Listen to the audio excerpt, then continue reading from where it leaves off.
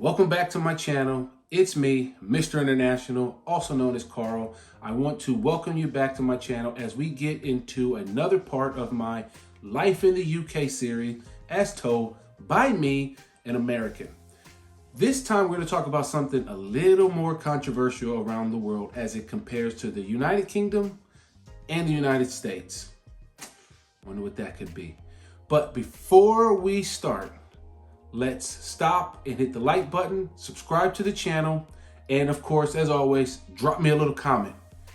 And you're going to want to stick to the end of this video because I'm going to go over something that's happened to me here in the UK that I think is a bit funny. However, it's really serious, and I think there's some really good lessons you could learn from this experience. So without further ado, let's get into the video. We are going to talk about the police. Let's address the United States versus the United Kingdom. So let's talk about the differences between the two countries. And as we're here in the United Kingdom, let's start with them first. And I know what you're all gonna say, that the police in the United Kingdom, let's hear it, don't have guns, right? Wrong. There are police officers in the United Kingdom with guns. I would say it's like 90% of police in the United Kingdom don't have guns. So you would be right that most day-to-day cops don't have guns. However, wherever you go, whether it be a sports stadium, a train, the airport, I've seen them at the mall walking around in some instances, they have guns. Now, the everyday beat cop, as I would call it, as an equivalent in the United States, they don't have a gun. They have a taser, they have handcuffs, and they have some type of pepper spray or mace. But you would be right and you'd also be wrong. So there's the big difference there. However, there's some structural or differences that you will see in the police department in the United Kingdom. Let's give you an example. In the United States, not every city has a police department. So it might be patrolled by the local sheriff, right? But then that sheriff reports to the mayor. But the mayor doesn't report to the governor. And if you talk about a police department, you'll have a chief police officer who will report to the mayor, but the mayor doesn't report to the governor of the state, where in the United Kingdom, every local county will have a chief police officer, a chief constable, I think it's called, a chief constable. But then that constable will have a reporting line that goes all the way up to the central government. So there's accountability all the way from the top, all the way down. I'm not saying the police is perfect here in the United Kingdom. Don't quote me as saying that. But what I'm saying is there's some structural differences that I see in the United Kingdom versus the United States. Let's also talk about, let's just get the obvious. I'm a black man. I've experienced the police in the United States. I've also experienced them in the United Kingdom. Now, recently, and I say recently, let's say about 2 months ago, when I had the idea to make this series and talk about the policing, I was going to say I've had no interactions with the police, the local police in the United Kingdom. Well, unfortunately I did. When I was walking around the Rolls-Royce Derby house, click here to see the renovation of that property. But while I was walking around, this police officer, who was off duty, mind you, I was just walking around the neighborhood, just trying to see some of the local houses as I could compare to these houses. This cop, I crossed the street and this cop almost runs me over and says, "Get out the road." Then he starts harassing me, radioing in his police friends, his police buddies as I walk around the street, follows me all the way around. I start making a right. He's driving his car, following me. I make another right. He makes a right. I make another right. He makes a right. But by this time, I don't want him to see where I actually am going. So I just start walking really far, but he keeps following me and eventually he gives up. So I've had a negative interaction with the police, and that's the only one. Because I've talked about it in another video where I've said I've never seen any police officers pull any cars over. Click here to watch that video. Now, let's talk about other issues with the police that I've had in the United States. Of course, I've been pulled over for driving while black. Most black people in the United States have that experience. You get pulled over, you say, "What did I get pulled over for?" They give you no reason. They want to search your car. They get you out the car, and then they let you go. No ticket, no nothing. just go, just nothing but harassment. I've had it happen. I remember one time in college, I almost said university, but one time in college, I got pulled over by the same cop within a week and never got issued a ticket for nothing. It was just pure harassment. Other issues that I see, okay, we've talked about how they do have guns, but I also view them as a public servant. They're easy to talk to. Don't get me wrong, they mess up on the law all the time. They don't know the law. There's other channels out there that talk about how they're mindless idiots. I won't go that far, call them mindless idiots. I will say, like all police forces around the world, they do push the line of their authority. Hence why I personally always take the position of, I got nothing to say to any police officer. No conversation, nothing. If you want to speak to me, you can speak to a lawyer, but I don't have nothing to say. Just because, as in the United States, anything you say can and will be used against you.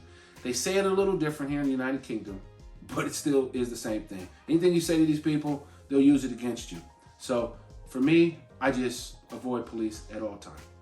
More issues that are different in the United Kingdom than the United States. And these are some pretty big ones that you really need to pay attention to.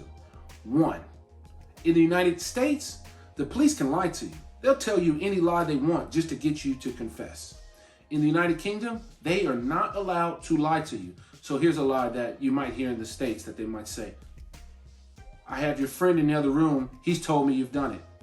Can't do that here in the United Kingdom. That's against the law. They cannot lie to you.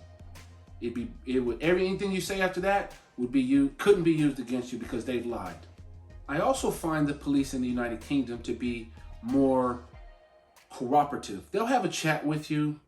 They'll joke around with you. Now, don't get me wrong. I keep saying this. I got to emphasize. They will push their boundaries when they're trying to hem people up.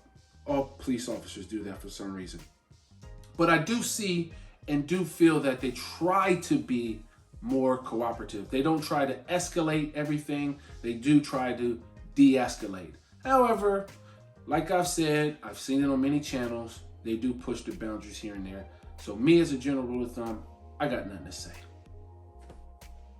I do get the feeling that there's more trust in the police, in the institution of the police in the United Kingdom as in the United States. I think there's just no trust in the United States whatsoever. It's a shame how it is over there. I would say that over here, there is more public trust. Not saying there's no corruption, not saying there's no bad cops, not saying that they don't harass black people and brown people. Please don't take me as saying that. I'm saying my view is I don't see it as much and I don't get the feeling as much that is an issue here. It's there in pockets. I guarantee you in London, black people feel pretty abused by the police just because of some of their stop and frisk type of policies. But I'm just talking about the UK as a whole. From what I see on the newspapers, what I read in the paper, my day-to-day views that I see as I travel the country, that it's not that much of a harassment. Guarantee they're doing it in certain pockets. That's just normal. But it's not as bad as the United States. A big issue that I see, and I talk to people at length about this one, is that in the United States, cops have this thought crime that they can do. I thought he was reaching for a gun. I thought he had a knife. Or let's just say he did have a knife. You'll see the police officers in the United States shoot and kill the suspect, which I find horrendous. I don't necessarily agree 99% of the time with the police in the United States shooting an armed suspect. Unless they have a gun, I can at least see why you would shoot them. But these knife, I just normally don't agree, because in the United Kingdom, that's something they deal with all the time. Yet, without a gun, with only a taser, with only pepper spray, somehow in the United Kingdom, they're able to bring in these suspects with a knife, with a machete, who might have stabbed somebody or is actively trying to stab somebody. They bring them in. No cop is killed, suspect is apprehended, and is brought to justice. Where in the United States, shoot first, ask questions last. I'm not saying that I'm against the cops. I'm not saying I want a cop to get hurt. I'm saying that I want to see more restraint on police officers in the United States, because If all you have is a hammer, everything is a nail. Simple as that. Well, let me address something that happened to me personally, where I was actually arrested at the border under Section 7 of the Terrorism Act, which I personally find ridiculous. I think it's abuse of power. I think it's a terrible legislation. I think it needs to go in the bin immediately. It is ridiculous.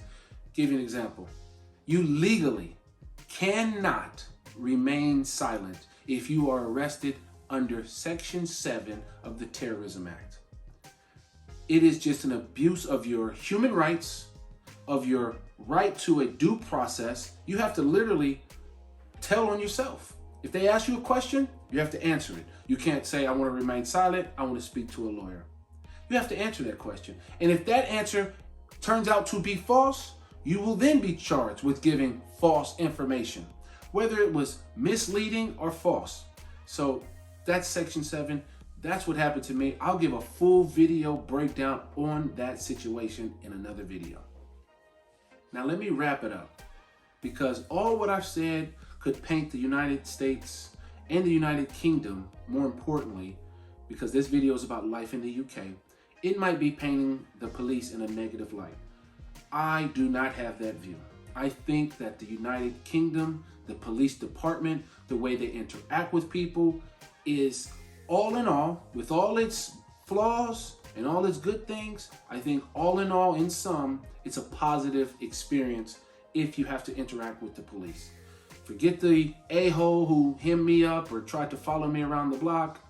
You know, forget some of these issues where they stopping and frisking black people and brown people.